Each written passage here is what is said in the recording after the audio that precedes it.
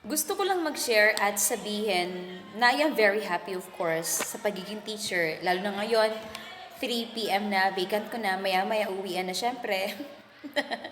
Hindi ganito. I am very happy and excited to share this with you na kasi kahit wala pa akong anak, still kasama ko yung mga bata na yun, feel na feel ko yung pagmamahal ng isang anak sa kanyang ina.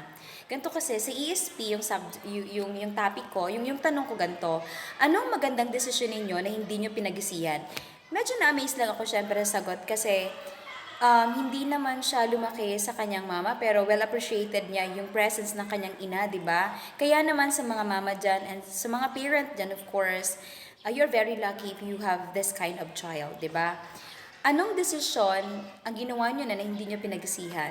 Sabi niya, ang sumama sa kanyang mama.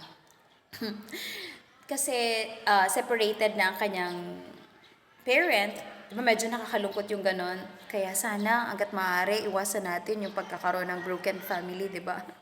Kasi kahit ako medyo nasasaktan siya. So po yun, hindi, walang halong charot, di ba? Medyo nasad ako. Pero still, happy ako sa sagot niya, happy ako sa naging sagot niya.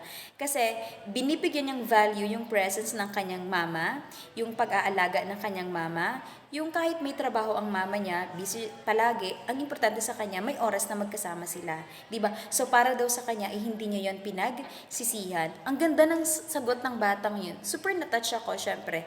Bilang isang tita na ganito, wala pang anak, medyo na-touch ako and nagustuhan ko talaga yung sagot niya.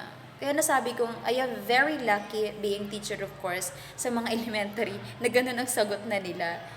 'Di ba? So kung kaya naman po, syempre, family is very important of course. Mother and father is very important of course. But still, nakadepende yun syempre kung paano natin i-orient and ipakita sa bata yung tunay na pagmamahal na sinasabi. 'Di ba? Kaya, I salute sa mga mother po dyan na solid, um, yung love na binibigay talaga sa kanilang anak, pure na pure. So, yun lang.